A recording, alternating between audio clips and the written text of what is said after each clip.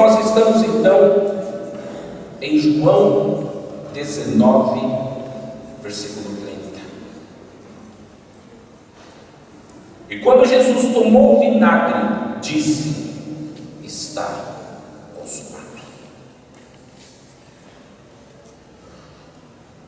Um bispo anglicano e um grande erudito, um estudioso da área do Novo Testamento, chamado N.T. Wright, ele tem um livro chamado Simplesmente Cristão.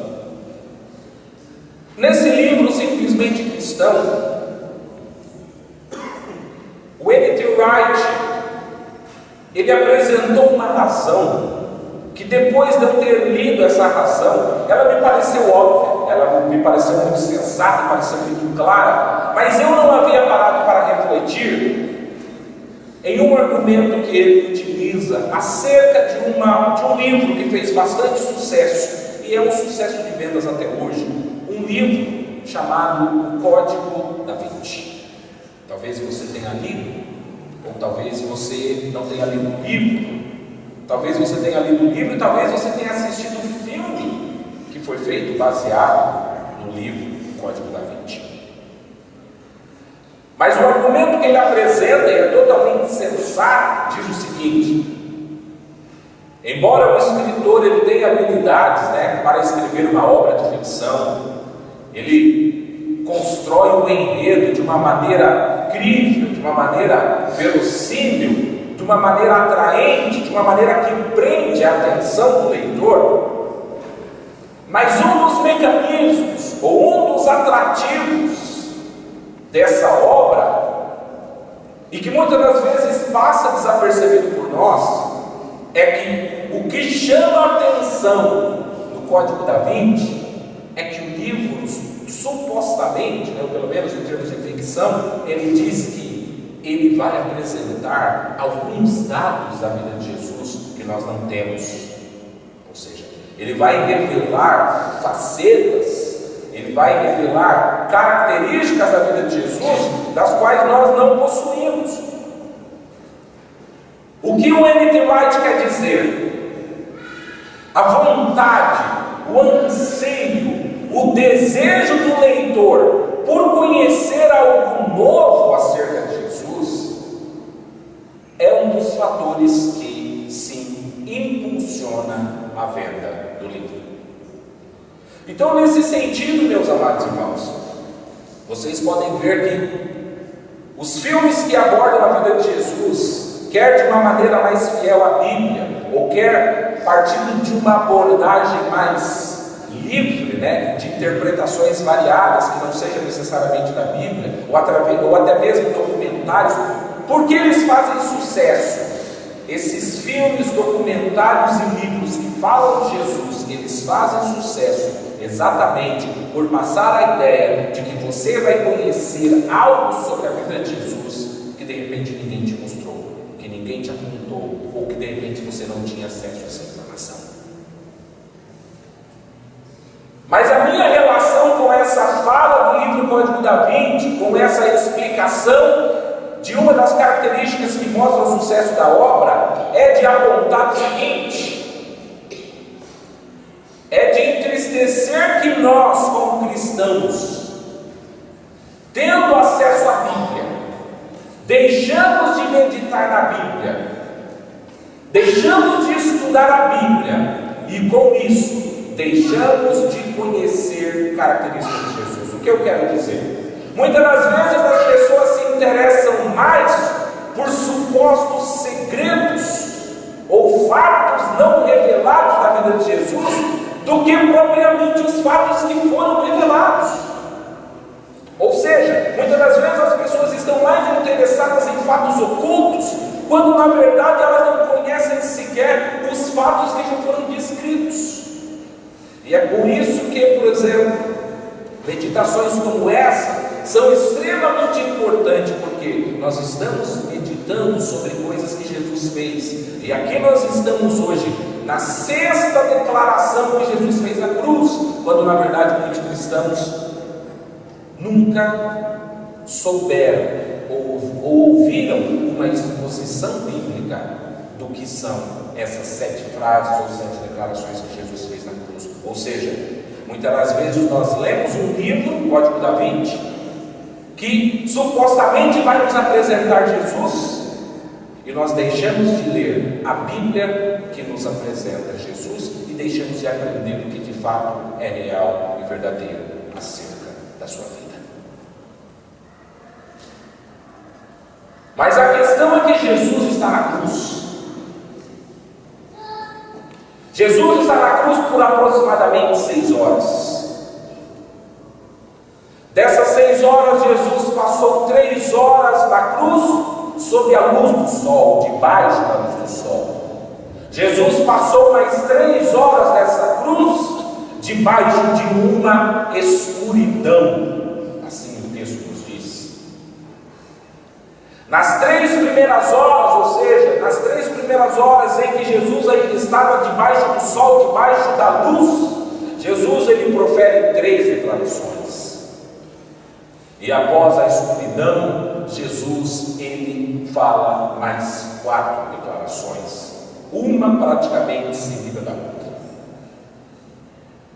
Jesus então, nesse período de aproximadamente 6 horas, Jesus já havia perdoado os seus algozes, Jesus já havia pedido perdão por eles. Jesus já havia concedido salvação ao ladrão penitente, a segunda declaração da cruz. Jesus deixou sua mãe Maria aos cuidados de João, a terceira declaração da cruz. Jesus, sentindo a separação de comunhão que ele tinha e que ele perde quando ele está na cruz por se fazer pecado por nós, Jesus sente a separação e ele diz: meu Deus, por que me abandonaste? Oh, meu Deus, por que se separaste de mim? Jesus, sentindo sede física e sede espiritual por Deus, ele diz: eu tenho sede. E após ter dito eu tenho sede, Jesus diz então: está consumado. A expressão está consumado no grego é tetelestai. Uma palavra só para essa expressão, está consumado. Jesus então diz: está consumado, tetelestai. Nós precisamos, meus amados irmãos, entender qual era o significado da expressão está consumado na época de Jesus. O que as pessoas que viviam no contexto de Jesus entendiam quando alguém dizia essa palavra, tetelestai, está consumado. Nós vamos aqui apresentar agora brevemente 5 significados da palavra está consumado no contexto em que Jesus vivia. De acordo com o Antigo Testamento apresentava leis sacrificiais, ou seja, Deus estipulou regras, normas que deveriam ser seguidas pelo seu povo através dos sacerdotes, para que eles realizassem e aceitassem alguns sacrifícios. De maneira, por exemplo, que quando uma pessoa iria oferecer sacrifício, a Bíblia era clara em dizer que tipo de animal a pessoa deveria levar. E no geral, esse animal não poderia ter defeito, esse animal precisava ser totalmente perfeito. Esse animal não podia ter nada que impedisse que ele fosse sacrificado. Então, dentro das regras bíblicas, quando uma pessoa que ia para sacrificar, ela chegava com o seu animal na presença do sacerdote. O sacerdote então pegava aquele animal e começava a fazer uma inspeção daquele animal, ou seja, o sacerdote, conhecendo todas as exigências dadas por Deus, estipuladas por Deus, para o tipo de animal que deveria ser aceito, aquele sacerdote então começava a pegar o animal e começava a olhar o animal para ver se o animal satisfazia e preenchia os pré-requisitos, se o animal preenchia as exigências estipuladas por Deus. E uma vez que o sacerdote havia terminado o exame, quando ele terminava o exame, e se o animal preenchesse os requisitos, o sacerdote não dizia: está consumado, está acabado, ou seja, está apto para ser sacrificado. Esse era um dos significados da palavra está consumado. Ainda assim, quando uma pessoa ia ao supermercado, ou quando a pessoa ia a um bar, ou seja, a um estabelecimento comercial da época em que Jesus vivia, e até mesmo hoje no Oriente Médio, as pessoas compram mercadorias, mas as pessoas também trocam mercadorias. É muito comum a arte da pechincha, ou seja, em muitos mercados orientais não existe um preço estipulado por alguma coisa, de maneira que você vai lá e você faz a negociação com ele para saber qual é o preço justo que você deve pagar por determinado alimento, por determinado objeto, por algo que você precisa. E quando um comprador, depois de negociar com o vendedor ou apresentar um outro objeto para troca, quando eles chegavam a um acordo, quer para comprar, quer para a troca, um olhava para o outro e dizia o seguinte: está consumado. Ou seja, nós chegamos a um acordo do preço, nós podemos então prosseguir com a negociação. Eu pego o dinheiro que você está para me dar e eu te dou a mercadoria, ou eu aceito a sua mercadoria em troca da minha mercadoria. Ou seja, ao terminar a transação, era muito comum, era uma palavra do cotidiano que as pessoas iriam dizer: tetelestai, ou seja, a transação está realizada, a transação está consumada, a transação está acabada. Na época em que Jesus vivia, existiam também muitos escravos. A diferença é que os escravos da época de Jesus não eram escravos no sentido da cor da pele, ou seja, não eram escravos por ser negros, o tipo de escravidão que nós estamos acostumados a estudar, ou muitas das vezes o tipo de escravidão em que o índio é o escravo. Na época de Jesus existiam escravos de todos os tipos, ou seja, era possível ter escravos de pele branca, de pele amarela, se assim podemos dizer, de pele negra. O fato de alguém ser escravo é que ele poderia ter contraído uma dívida, ele poderia ter sido vendido, enfim, ele acabou chegando numa condição de escravo. Ele era um servo. Muitas das vezes a Bíblia, quando ela fala servo, ela tem essa conotação: a pessoa é um escravo.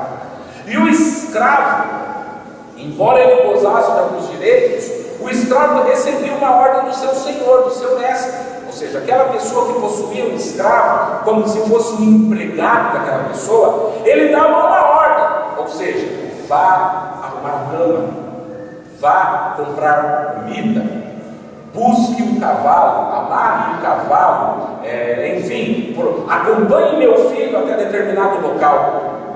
Quando o servo recebia a ordem do seu mestre, e quando ele terminava de concluir a obra, ou seja, se o mestre lhe havia dito: busque leite, depois que ele buscava o leite, ele chegava e dizia o seguinte: tetelestai, ou seja, está terminado, eu terminei a obra que você pediu para que eu fizesse. Se ele fosse acompanhar o filho do seu senhor para algum lugar, depois de ter levado o filho, ele chegava para o seu senhor e dizia: tetelestai, está consumado, a obra que você pediu para que eu fizesse, eu realizei.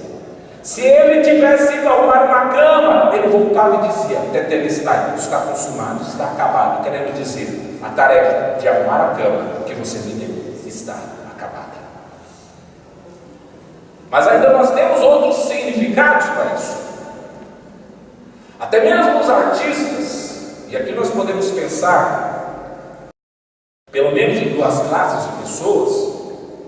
Podemos aqui fazer uso de uma maneira didática para que nós possamos entender. Vamos pensar no pintor e vamos pensar, por exemplo, no escultor.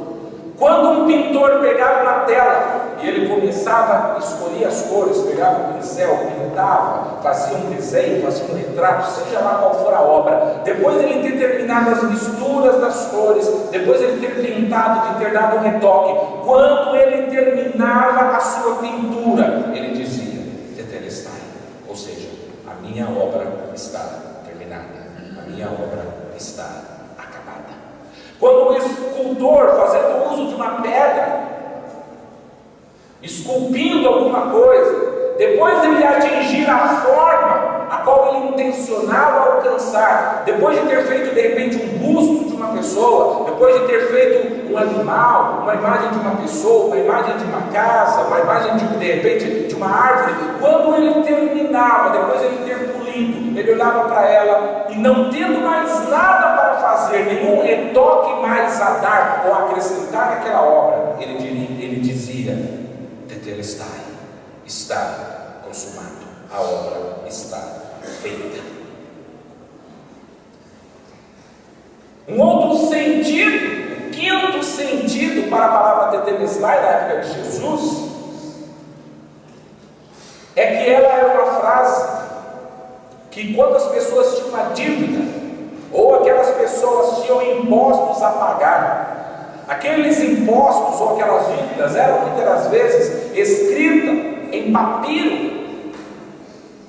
E quando a pessoa, ao conversar com aquele coletor de impostos ou com a pessoa com quem ela tinha uma dívida, ela pagava a dívida, a pessoa escrevia naquele pedaço de papiro: Tetelestai, está consumado, ou seja, a sua dívida foi paga. Sua dívida não poderá mais ser cobrada. Os irmãos conseguiram entender aí? A palavra Tetelestai, quando Jesus diz, ela tem então o sentido do quê? O sacerdote, ao analisar o animal, quando ele não tinha defeito, ele dizia Tetelestai. As pessoas no mercado, ao fazer uma compra, uma troca, quando eles chegavam a um acordo, eles diziam Tetelestai, está consumado. Quando os servos, depois de receberem uma ordenança de algo para fazer, eles diziam Tetelestai. Os artistas, ao concluírem a sua obra, diziam Tetelestai. E quando você tinha uma conta, e essa conta era paga, o que era escrito era Tetelestai, está consumado, está acabado. A frase então por Jesus, está consumado, essa frase que nós vemos aqui, a sexta declaração que Jesus fez na cruz, ou seja, a penúltima declaração, faltando apenas mais uma declaração que Jesus fez na cruz, ela significa em suma o seguinte: o que quer dizer está consumado? Está consumado quer dizer, está consumado, permanece consumado e sempre continuará consumado. Ou seja, está consumado agora, sempre continuará consumado, sempre acabado, e no futuro também estará consumado. É isso o significado. Ao meditar sobre essa passagem, eu ouvindo um dos meus pregadores, do qual eu mais aprendo, talvez se não o que eu mais aprendo, Warren Wiersbe, ele disse uma frase que eu até mesmo postei hoje na rede social, que diz o seguinte: Warren Wiersbe, ao tratar desse sermão, ele disse: a maioria das pessoas, quando elas estão na faixa dos 33 anos, elas dizem: eu estou começando. Ou seja, aos 33 anos, é muito comum que nós estejamos começando muita coisa, começando família, começando a estudar, começando muita coisa. Mas Jesus, aos 33 anos, ele não disse eu estou começando, ele disse está consumado. Glória a Deus. Então, meus amados irmãos, eu espero que com essa apresentação, com essa introdução, quando você ler a frase está consumado, você tenha um pouco mais de entendimento do significado e da profundidade do que essa frase quer dizer.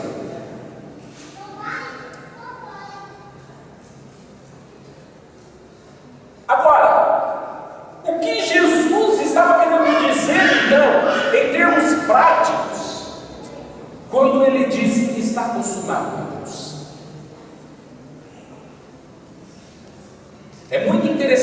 paralelos que nós podemos fazer na Bíblia. A Bíblia fala que Deus fez o mundo em 6 dias. Esse é o relato que a Bíblia diz. Em aproximadamente 6 horas, Jesus está reconstruindo o mundo. Ou seja, Deus demora 6 dias para construir o mundo. E o homem que peca, Jesus demora aproximadamente 6 horas na cruz para criar um novo tipo de homem. O homem agora que não está mais sob a influência do pecado. Mas para que eu consiga entender o que a frase está consumado significa, eu preciso apresentar outro dado para os irmãos. Eu não vou ser extensivo nisso, mas é muito importante que você entenda uma coisa. A Bíblia, ela fala de sombras. A Bíblia, ela fala de tipos. E talvez você nunca tenha ouvido falar sobre isso. Você quer dizer, o que são sombras? A sombra, ela tem o sentido seguinte: quando você vai ensinar algo a alguém, você não ensina tudo de uma vez. Por quê? Porque a pessoa não está preparada para absorver toda a informação de uma só vez, certo? Quando você vai ensinar matemática para alguém, primeiro você ensina o número, depois você vai ensinar a somar, subtrair, dividir, para que depois você aumente, a variedade de contas, de equações que a pessoa vai fazer. O que a Bíblia quer dizer por isso? Que a revelação de Deus é dada pausadamente. Assim, quando a Bíblia fala por sombras, ou a Bíblia quer dizer tipos, a Bíblia quer dizer o seguinte: Deus, ele mostrava no Antigo Testamento, de uma maneira didática, coisas que iriam se cumprir, mas não tendo um pouco maturidade bastante para absorver todas as informações, Jesus ia revelando passo a passo. Acompanhe comigo, por exemplo. Hebreus 10:1, preste bem atenção o que Hebreus 10:1 diz. Hebreus 10:1 diz assim: a lei traz apenas uma sombra dos benefícios que hão de vir, e na realidade dos mesmos. Por isso ela nunca consegue, mediante os mesmos sacrifícios, repetindo ano após ano, aperfeiçoar os que se aproximam para adorar. O que ele quer dizer? A lei traz apenas uma sombra. A lei não explica completamente o que Deus queria realizar. Ainda no livro de Hebreus, capítulo 9, versículo 22, diz o seguinte: de fato, segundo a lei, quase todas as coisas são purificadas com o sangue, e sem derramamento de sangue não há perdão. Preste bem atenção na última parte dessa frase: sem derramamento de sangue não há perdão. O que isso quer dizer? No Antigo Testamento havia o derramamento de sangue, de bodes, de carneiros, mas Jesus não estava querendo dizer que o sangue de bode e de carneiro é que perdoava. Ele queria dizer, o sangue que vai perdoar é o sangue de Jesus. Mas para que vocês entendam que é o sangue de Jesus, vocês precisam aprender didaticamente, primeiro, começando com o cordeiro e com o bode. Então agora eu quero mostrar para vocês alguns tipos, algumas sombras do Antigo Testamento que são explicadas, que são reveladas, que são cumpridas em Cristo. É por isso, meus amados irmãos, que nós devemos ler o Antigo Testamento sempre tendo em vista Jesus. É Jesus que completa as promessas do Antigo Testamento. Eu não posso fazer uso do Antigo Testamento sem mostrar e apontar Jesus. Um exemplo. Primeiro exemplo: cordeiros eram sacrificados no Antigo Testamento e até mesmo no começo do Novo Testamento. Mas o cordeiro animal não era quem pagava o pecado. O cordeiro era uma sombra para dizer que viria o verdadeiro cordeiro, que era quem? Cristo. Então o cordeiro no Antigo Testamento é uma sombra do que é real, verdadeiro. O que é real e verdadeiro? O cordeiro que é Jesus Cristo. Então, o cordeiro do Antigo Testamento é sombra, o verdadeiro cordeiro é Cristo. O sangue dos cordeiros não purificava o pecado. que purifica o pecado? O sangue de Jesus. O sangue do Cordeiro é sombra, é tipo. O sangue de Jesus é o que verdadeiro nos purifica. O Cordeiro Pascal era uma sombra de Jesus, que foi o verdadeiro Cordeiro e que morreu exatamente quando? Na Páscoa. Quando tinha o Cordeiro Pascal, era uma sombra para dizer: o verdadeiro Cordeiro é o que vai morrer na Páscoa, que foi o que aconteceu com Jesus. O sacerdote, meus amados irmãos, da antiga aliança, ele era uma sombra do verdadeiro sumo sacerdote. Concorda? Todos os sacerdotes que existiram, eles eram um tipo, uma sombra para mostrar o verdadeiro sacerdote, que é Jesus Cristo. Depois, nós temos ainda o bode expiatório. O que é o bode expiatório?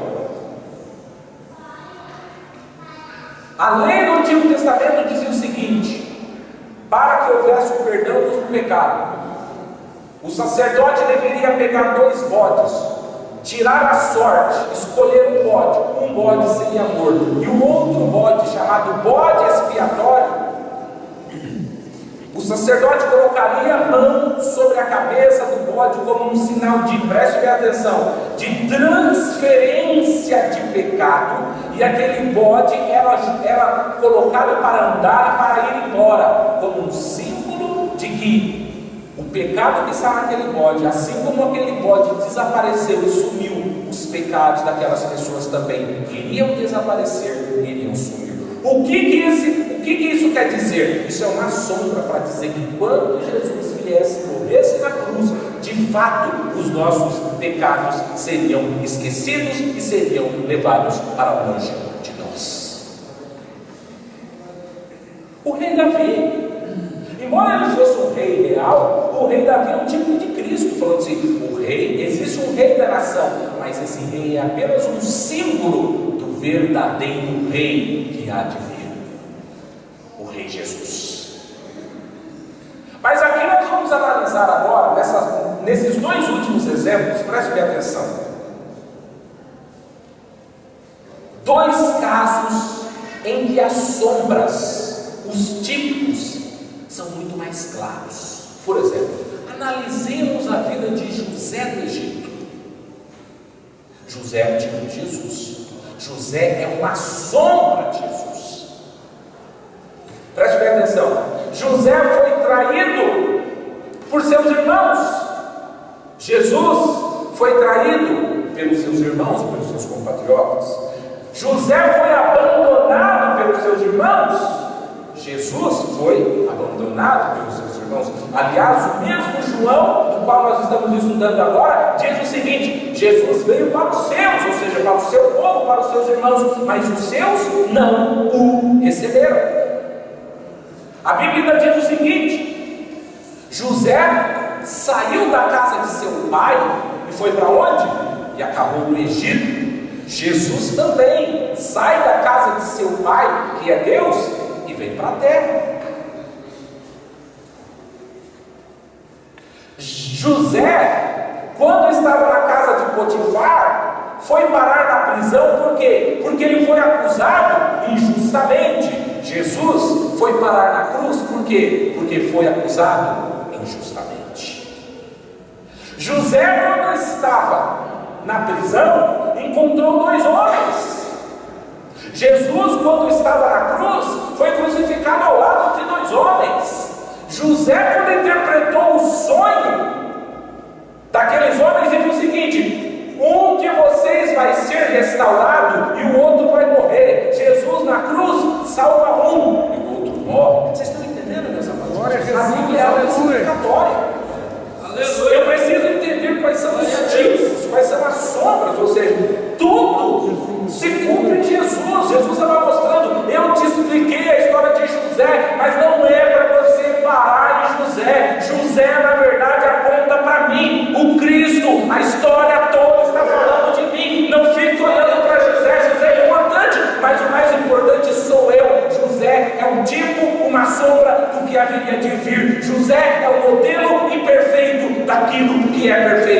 eu sou perfeito. É isso que Jesus está querendo dizer. Glória a Deus, aleluia. José foi vendido por seus irmãos por 20 ciclos de prata. Jesus foi vendido por Judas por 30 moedas de prata. Vocês estão entendendo? É uma sombra, é um tipo.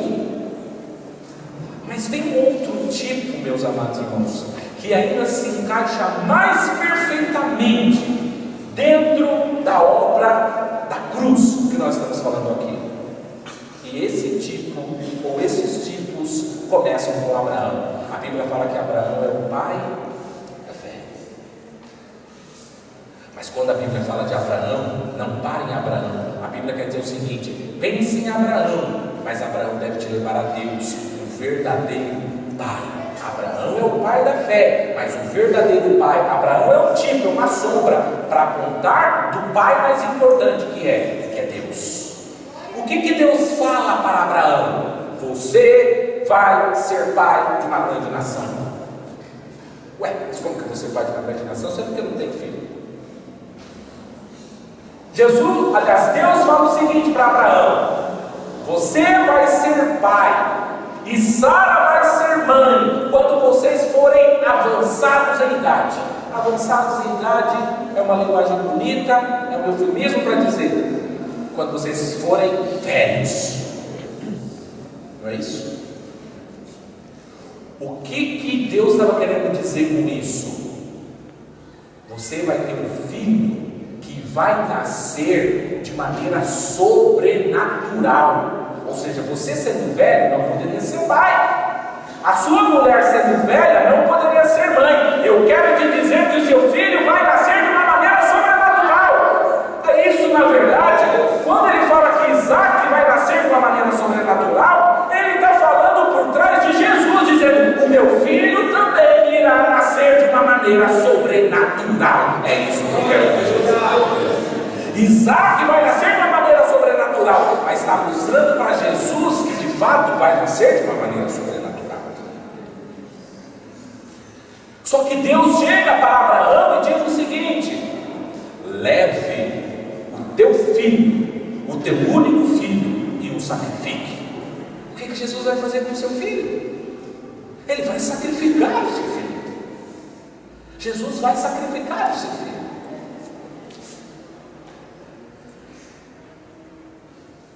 Agora, meus amados irmãos, prestem bem atenção.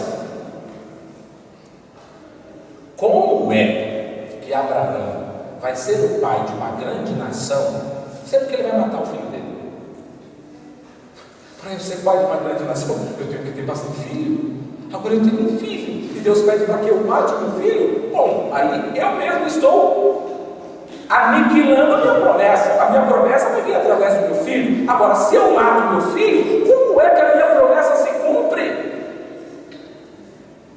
O que ele quer dizer? Parece que a derrota não traz resultados, e é o que as pessoas não entendem. As pessoas pensam que a morte na cruz, a derrota, não traz resultado, mas Abraão veio sim a ser o pai de uma grande nação, nação essa que nós hoje fazemos parte. A Bíblia diz que Abraão é o pai da fé. Se tem alguém aqui que tem fé, você é filho de Abraão, você é descendente de Abraão. Mas o que me chama a atenção é que Jesus, aliás, Deus, fala para Abraão: vai matar, vai sacrificar o seu filho. Nós conhecemos a história. Abraão vai até o monte, leva o seu único filho, deixa todo mundo, não fala com ninguém. Quando ele chega no ato para sacrificar o seu filho, uma voz do céu brava dizendo: Abraão, não faças tal coisa. E no momento ele fala: olhe para o lado, eis o cordeiro. Tudo é tipo quem é o cordeiro, é Jesus. O sacrifício é o sacrifício de Jesus. Só que no livro de João, e eu já até ministrei sobre isso e traduzi um livro que falava sobre isso. Naquele livro, Homens da Bíblia, a primeira mensagem fala de Abraão. E o grande evangelista Dwight Lyman Moody fundador da igreja Moody de Chicago, Estados Unidos, ele disse o seguinte: Jesus ele fala a seguinte frase no Evangelho de João: Abraão viu o meu dia e se alegrou.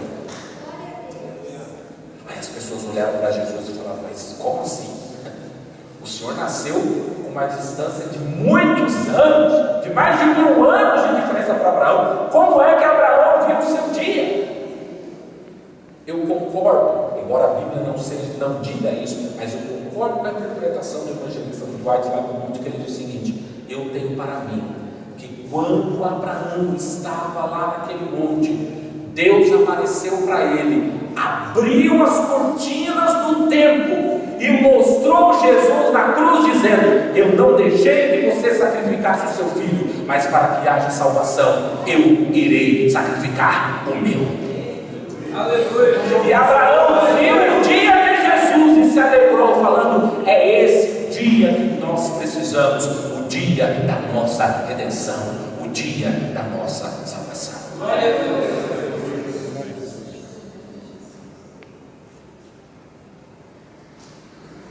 Abraão pede, por exemplo, para que Eliezer vá buscar Rebeca, uma noiva para Isaac. Nesse sentido, Rebeca, que é a noiva de Isaac, a Rebeca é um tipo do que? De igreja, porque a igreja é a noiva de Cristo. Vocês estão começando a entender como que é a coisa? Ou seja, na Bíblia, tudo se encaixa. Tudo se encaixa. Então, meus amados irmãos, a pergunta é: o que é que Jesus queria dizer quando ele disse tetelestai, está consumado na cruz?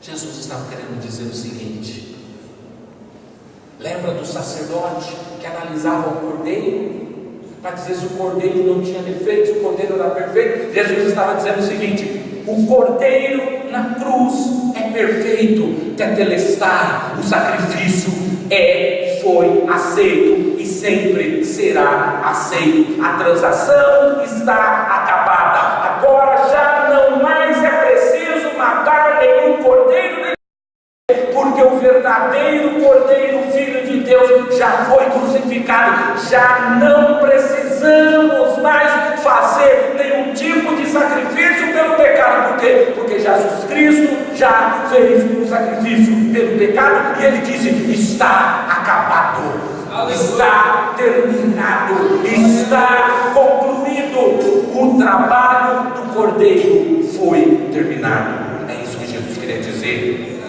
O que Jesus estava querendo dizer quando ele disse: está consumado?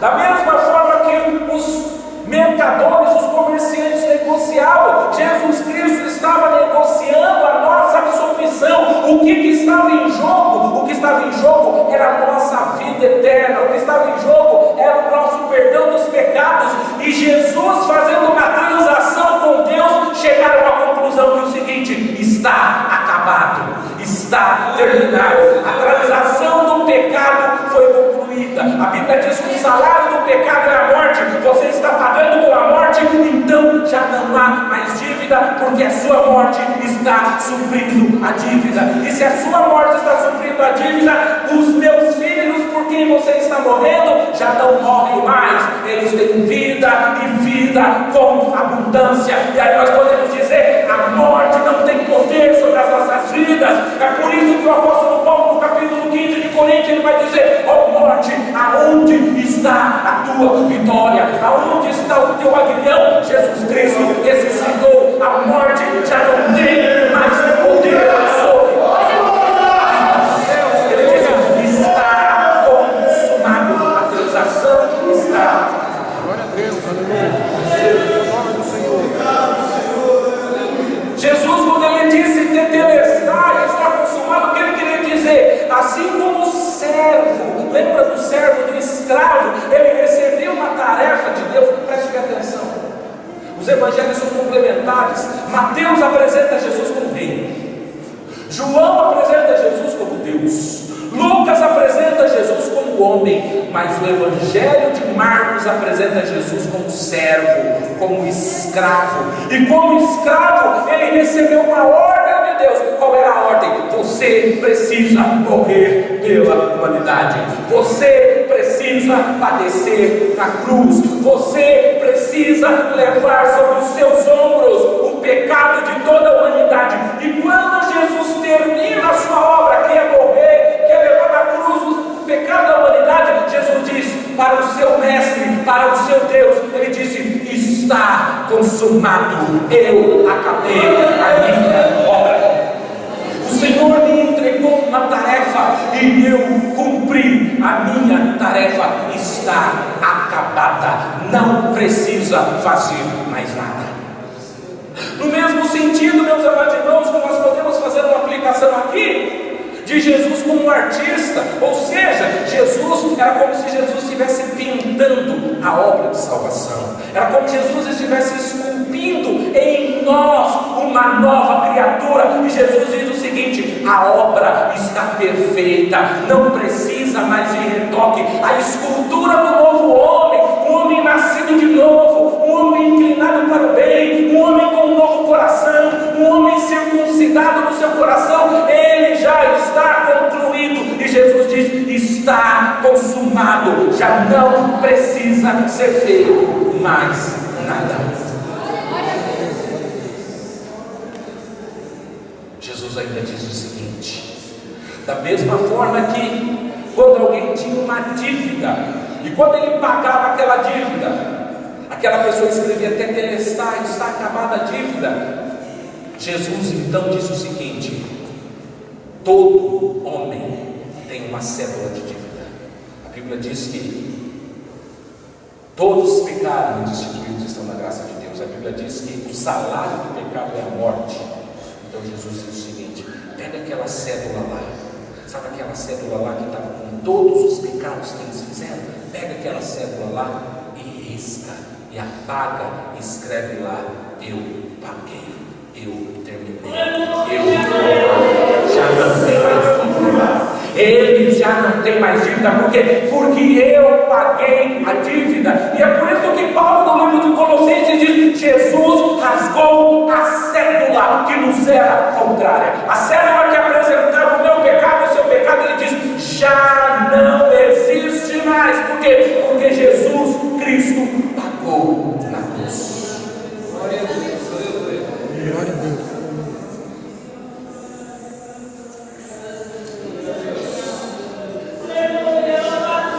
Jesus termina a sua obra, Jesus conclui, ele diz: está acabada. Sabe o que ele quer dizer, meu amado irmão? Talvez você fale assim: o que é que eu preciso fazer para herdar a salvação? Preste bem atenção, se eu não estiver equivocado, o Warren Wiersbe escreveu no seu livro o seguinte: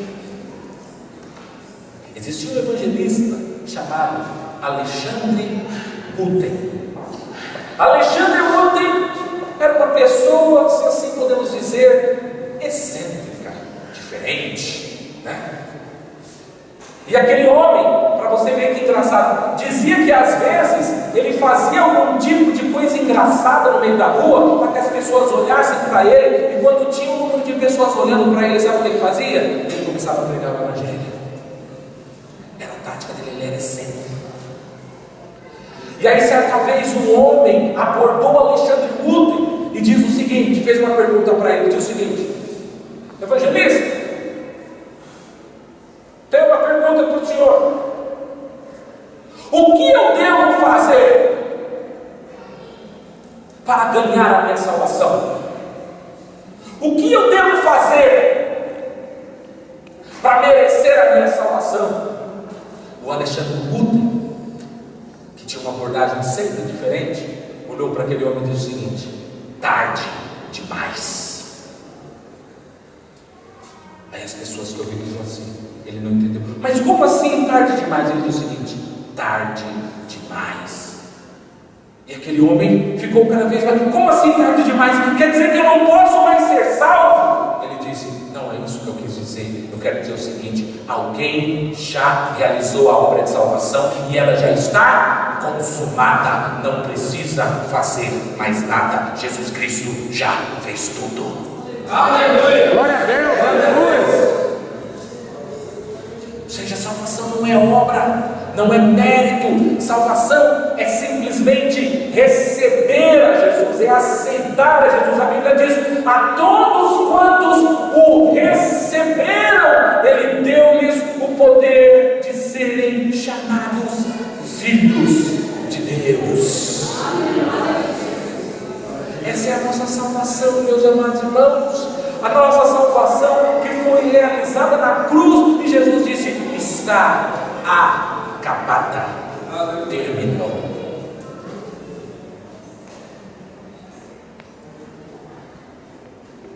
É por isso que hoje a gente tem um entendimento mais claro, mais vívido, por exemplo, quando nós lemos o Salmo 103, versículo 12, parte 12, que diz: e como o Oriente está longe do Ocidente, assim Ele afasta para longe de nós as nossas transgressões. Já não existe mais. Assim como um ponto está, o Oriente do Ocidente está longe, assim também Deus afasta de nós as nossas transgressões. Graças a Deus, aleluia. Mas eu gostaria, para concluir, de dizer o seguinte: Jesus disse: tetelestai, está consumado, para uma obra que Deus lhe deu para realizar. E Jesus disse: eu concluí, eu realizei a minha obra. E nesse sentido, o apóstolo Paulo também foi extremamente feliz, porque o apóstolo Paulo disse o seguinte: eu acabei, eu terminei, ou seja, meu tetelestai, eu terminei a minha carreira, a minha corrida, e eu guardei a fé. Nessa declaração é como se Paulo estivesse parafraseando Jesus, dizendo: eu também estou dizendo, o meu está consumado.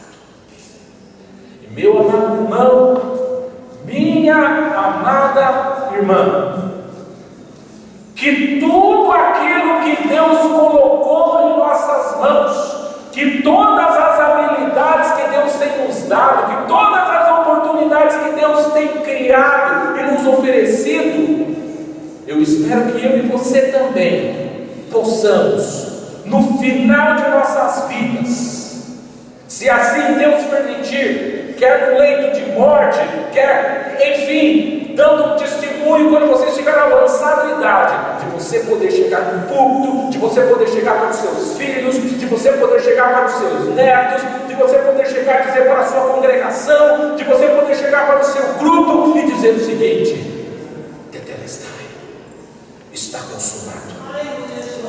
Aquilo que Deus me entregou para fazer, eu terminei, eu concluí. Assim como Paulo, eu também corri, eu acabei a minha carreira, mas eu guardei a fé. E assim como Jesus, que a Bíblia pede para que nós imitemos a Jesus, não é isso que a Bíblia pede?